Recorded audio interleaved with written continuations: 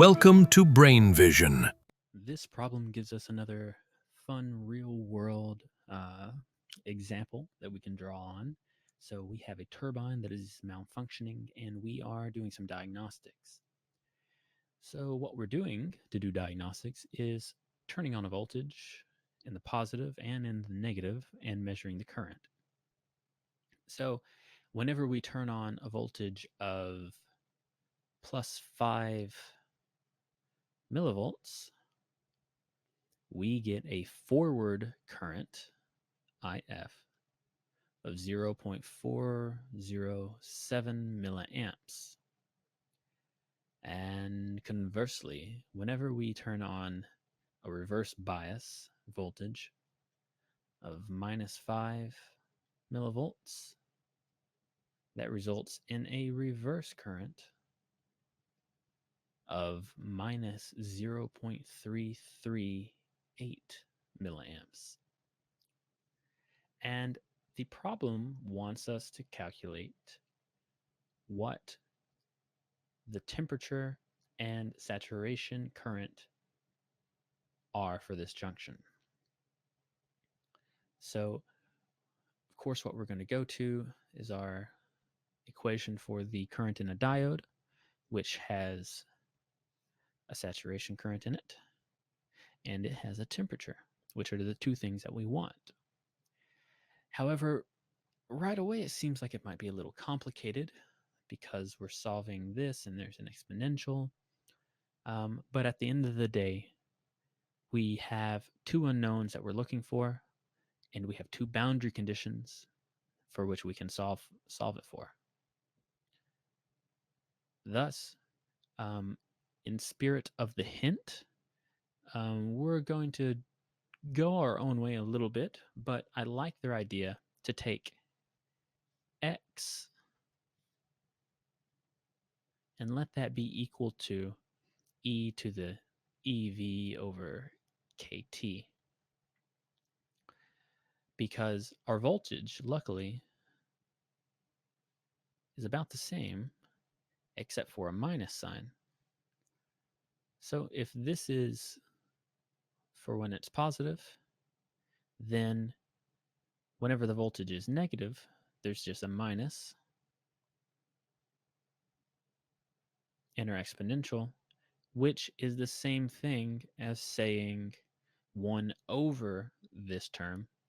Thus, it's equal to that, 1 over x, or x to the minus 1. And if we write out both of our equations here, we'll pick green to do this. I forward equals is times x minus 1, and I reverse equals is times x to the minus 1 minus 1. We have something that we can move forward with. So there's some algebra involved here. None of it is too difficult or anything like that. But I probably will skip a few steps just because it's a little tedious. But the first thing that we can do is solve for x. That's always a good idea because if we solve for x here, we can plug it in over here. And to go about doing that, we should divide by is on both sides and then add that 1. So we get if over is plus 1 is equal to x. And then we can take that and put it in over here. And we'll go ahead and move this to the other side as well and add the same 1. So IR over is plus 1 is equal to x to the minus 1. But we have an x over here. So let's send it on along to being 1 over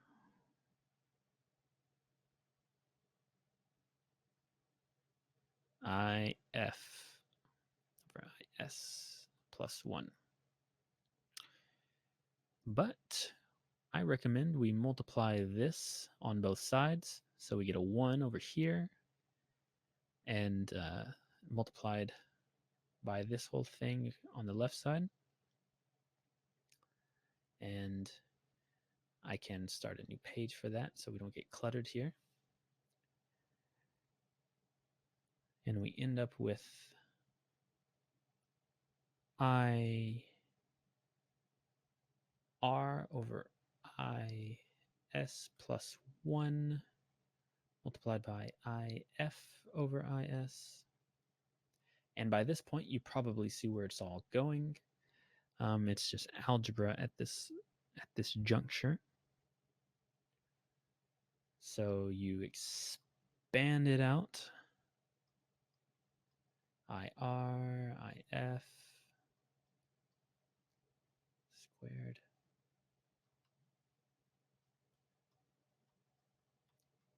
Though just because it's simple doesn't mean there's no room for mistakes. You'd be surprised what factors and minuses you can leave off whenever you're doing a problem too quickly. So we can cancel these ones. And we can multiply IS. Well, okay, let's take it one step at a time. Cancel out the ones, and then let's move this term over here. Just subtract it. So we get IR, IF over IS squared is equal to minus IR plus IF over IS. So we can cancel one of these and move that up there and this down there to get that our saturation current is equal to minus IR IF over IR plus IF.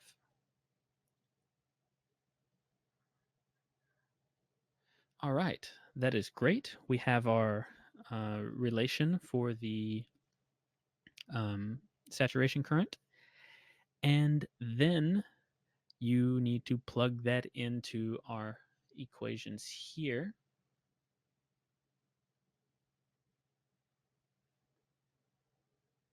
You can pick your poison. I say this one's probably a little bit easier. This part I'm going to just sort of skip through to the answer because it's really not too difficult. You get down to where your x is equal to minus IF over IR. And of course, we can't forget that we have replaced this x, so it's actually e to the EV over KT. Because at the end of the day, what we're really trying to solve for is temperature. And to get something out of the clutches of an exponential, you take the natural log on both sides. So you have EV over KT is equal to the natural log of minus IF over IR. And finally, you can figure your expression for T just as EV over K natural log IF over IR. And since we have everything, we have our voltage, these are constants, and we have these from what we've measured, just like we have all these. We can now calculate for this problem what our IS is, our saturation current, which is just 1.99 milliamps. It's so close to 2, I wonder if it's a simple rounding issue at this point. And then our temperature can be calculated as 312 Kelvin. So It just goes to show that even if it seems like you have a lot of unknowns, so long as the number of unknowns matches the number of equations or boundary conditions that you can put together, you will always be able to find a solution, even if it's a little tricky.